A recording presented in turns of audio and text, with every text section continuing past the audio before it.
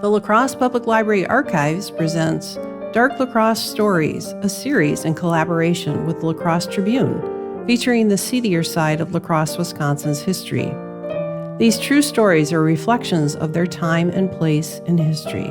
The intent is not to diminish the human suffering that may have resulted from these events, but to bring light to ways in which people in the past experienced life.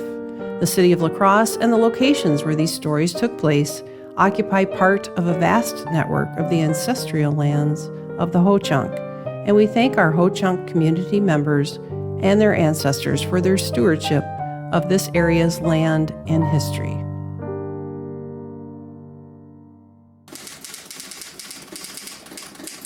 This news story just in. The latest international war is over, but the domestic war against those who, on a small scale, practice Hitler's philosophy of plunder goes on. A battle of that domestic war was fought in our West Salem community on October 18, 1945. Two armed men in a fast modern automobile made a raid on the Adolf Nudelman farm. Their car was specialized for the job, just as Hitler had his special motorized equipment. These men worked fast and methodically in the best blitzkrieg fashion, but they miscalculated their opponent. Erwin Nudelman stood up to them and fought back. The boys who went overseas to shoot Germans, Italians, and Japanese did so because there was no alternative. As a nation, we had found that to compromise with international crime was to allow it to grow to worldwide proportions, which it has done twice in our time. Like the rest of us, Erwin Nudelman would prefer to avoid trouble. Yet if these men had not been stopped, they would be at large today to carry on their war against society. Their success would prove to others of their kind that theory pays, and their numbers and resources would grow. Sooner or later, the guns they carried would be used to shoot down our friends and loved ones who got in their way. It is of deep concern to the criminologists of this country that crime is increasing, that our homegrown Hitlers are not being stood up to and stopped often enough. We regret that there are international criminals and domestic criminals, but we can be thankful that we have Homefront heroes, as well as those in service, who can engage the enemy and win. The end of World War II brought some semblance of normalcy back to the Homefront in the United States. Young men and women had returned home victorious from the relentless reach of the German dictator Adolf Hitler, while scores of other Allied soldiers were buried on foreign shores.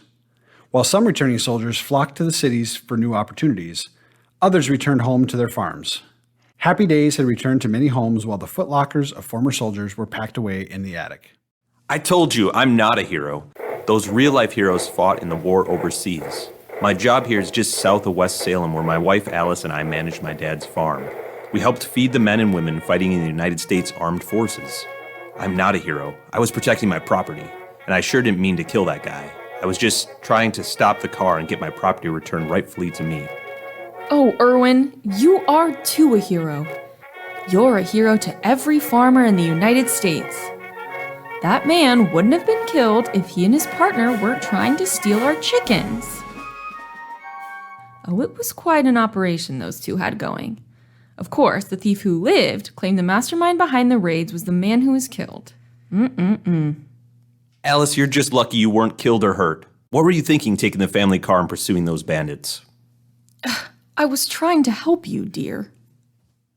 The La Crosse County Sheriff's Department reported there had been numerous chicken theft cases since early summer of 1945. There were so many in the vicinity of the Nudelman Farm on Salem Road, now Highway 16, that many farmers began installing alarm systems in their brooder houses and chicken coops. Erwin Nudelman followed suit. When the alarm rang out, the thieves escaped into the darkness with a car they had specially rigged for the job.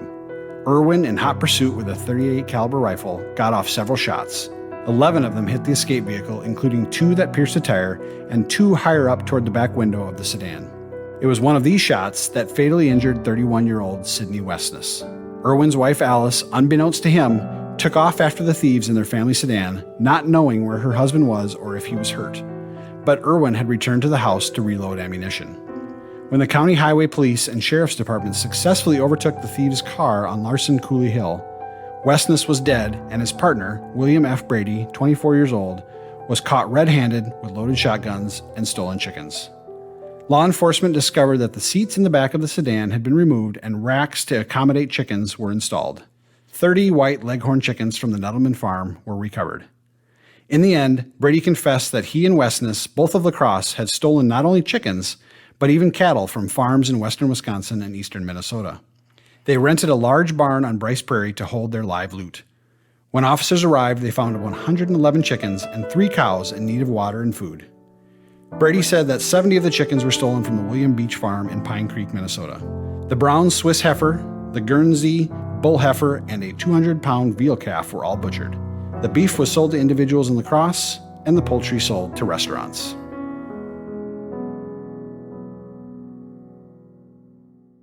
And now I'd like to welcome in Anita Taylor-Doring, Senior Archivist and Archives Department Manager at the La Crosse Public Library, who did some of the initial research for this story. William Brady was already married with children at the time he and Westness were caught with the stolen fowl, and neither served in World War II that I was able to determine.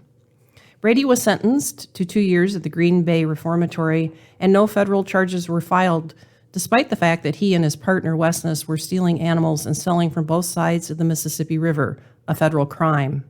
Brady and his wife farmed in the town of Greenfield for a number of years and divorced. He moved to Green Bay and owned a heating business. Brady died in 2004 and was survived by 20 children and his second wife. He's buried in Green Bay. Life in America post-World War II was a difficult time for returning veterans and for those who were left behind. Even when veterans returned to their hometowns and families, everything was different. La Crosse, like any city across the United States, faced severe shortages of housing, and the job market had significantly changed. Factories, no longer manufacturing for the war effort and without the financial guarantee of government contracts, had to retool their processes and faced supply chain issues of raw materials and goods.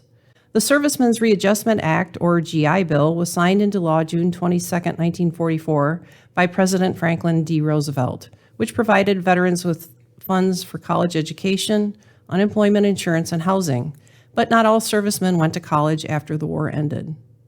The lack of decent housing was at an emergency level in La Crosse even in the 1930s and rose to a crisis level with the return of servicemen from the war. It is estimated that over 1,000 men were unemployed and had families with small children in 1946. The rental market, often substandard at best, openly discriminated against renting to anyone with children. The La Crosse City Council was finally able to address this by creating a housing authority, only the 6th in the state at the time. Their priorities were housing for veterans first, then the elderly, and finally low income. The first project was considered ready-made as former temporary military housing was already in place at the former Civilian Conservation Corps' land near Ward Avenue between 22nd Street and Losey Boulevard. This open, grassy area had at one time served as La Crosse's first airport, Salser Field. During the war, the land was used by the U.S. Army's 6th Service Command as a maintenance site to keep the vehicles from Fort McCoy running. Quonset huts and wooden barracks were constructed to house the ordnance plant's workers. After some strategic maneuvering on the part of La Crosse's City Council and donations of materials from businesses and individuals, these became temporary homes for 57 families. The La Crosse Housing Authority asked the federal government for 200 emergency dwellings. Instead, 50 were sent. In March 1946, the federal government agreed to pay for the transportation and remodeling of these structures. The temporary housing buildings became the nucleus of the federally funded public housing project at Green Bay and 22nd Street, the site that would eventually become the Naval Reserve Center. Likewise, on the north side, 4 two-story former military buildings were erected on Clinton Street on land owned by Elmer Swanson. These were the first of many successful projects of the La Crosse Housing Authority. Like many college campuses, the University of Wisconsin-La Crosse, at that time the state normal school, had no idea what or where to put these returning veterans and had no services to offer them. The veterans often had a spouse and 1 or more children as well, and colleges were not prepared for this older set of non-traditional students.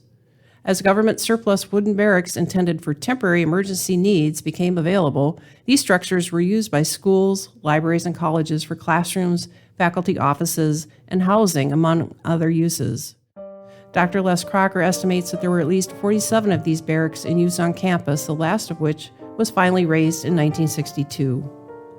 The La Crosse Housing Authority today continues to work with federal, state, and local government to provide stable housing for La Crosse's citizens after the post-World War II emergency housing crisis was considered to have passed by 1950. Thanks for listening.